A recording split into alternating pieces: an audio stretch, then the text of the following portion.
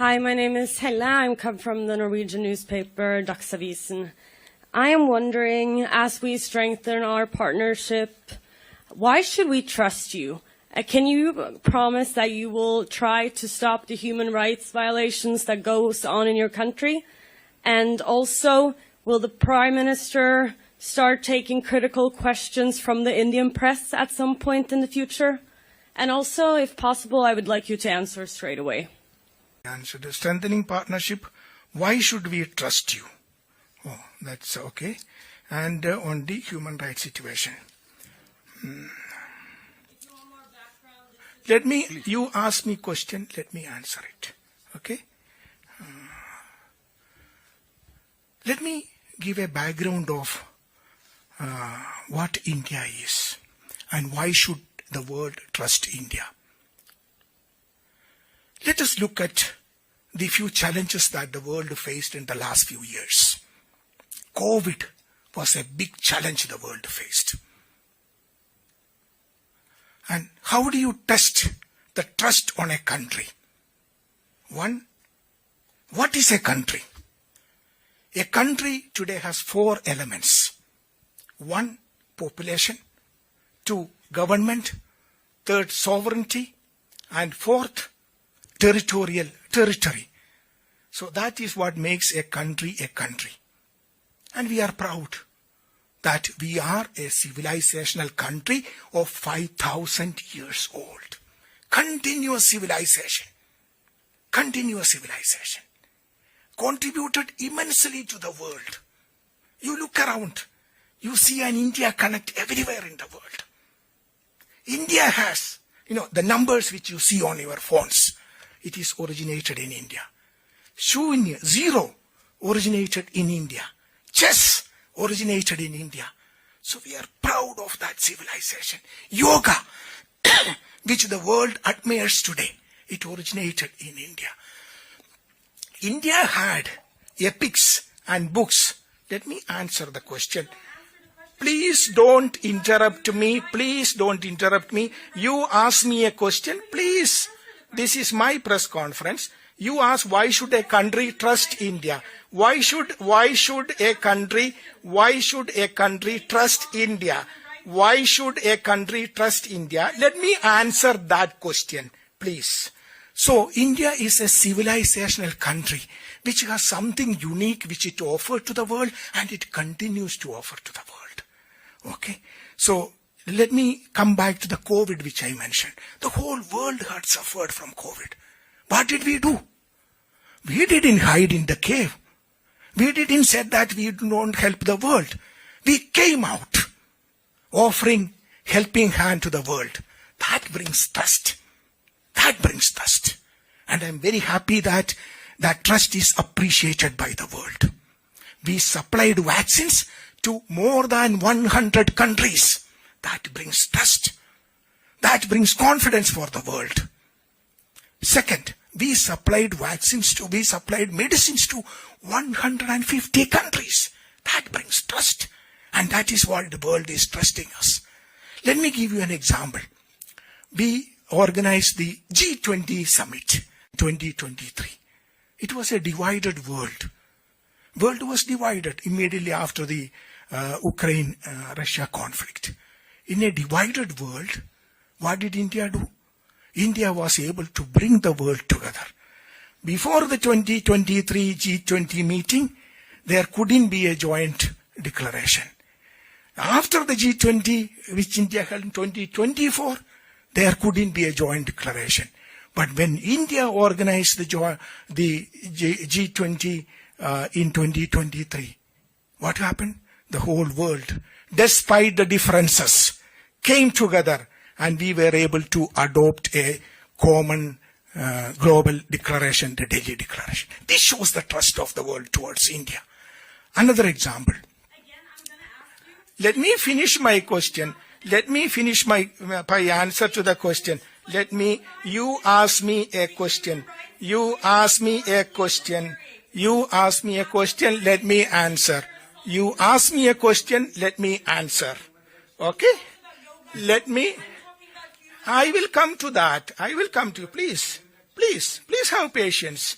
Please, please have questions. No, when to answer, where to answer, how to answer, these are my prerogatives. You ask a question, don't ask me to answer in a particular way. Let me answer. I will answer. Your first question was on trust on India. You know what India did when we were doing the G20?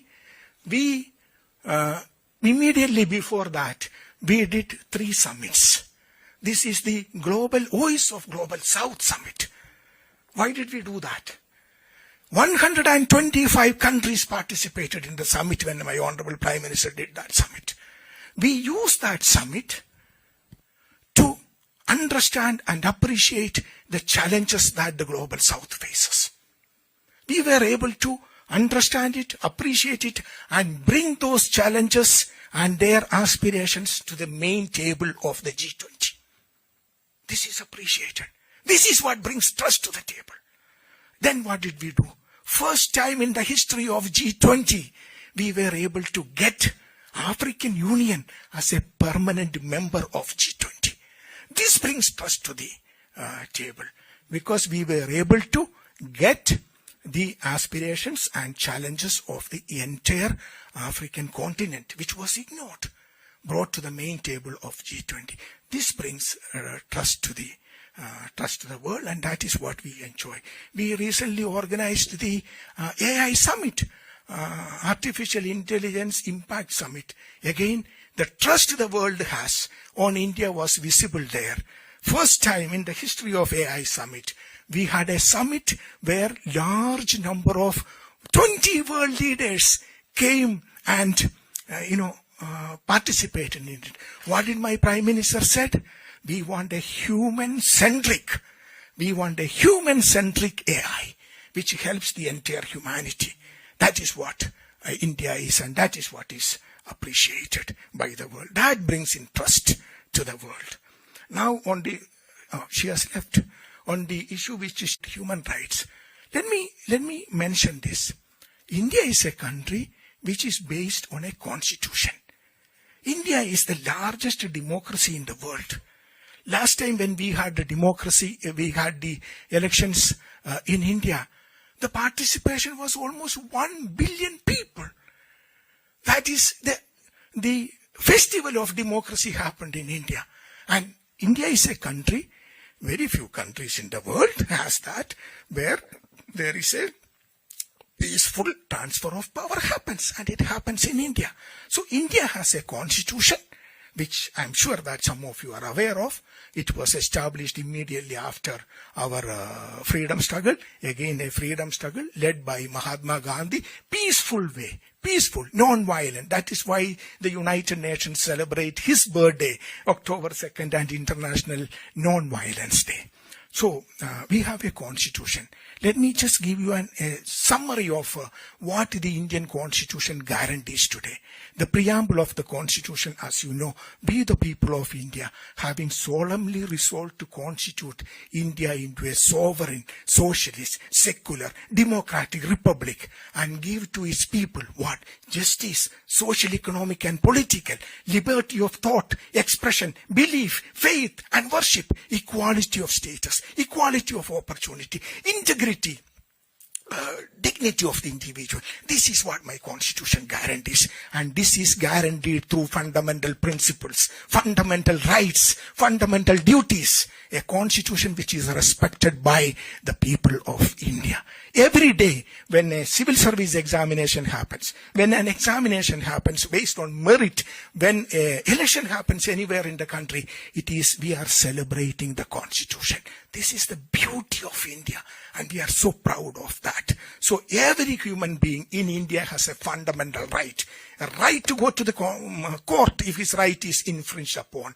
This is the beauty of India, which we are very proud of. We hear a lot of people asking questions about why this, why that. But let me tell you this.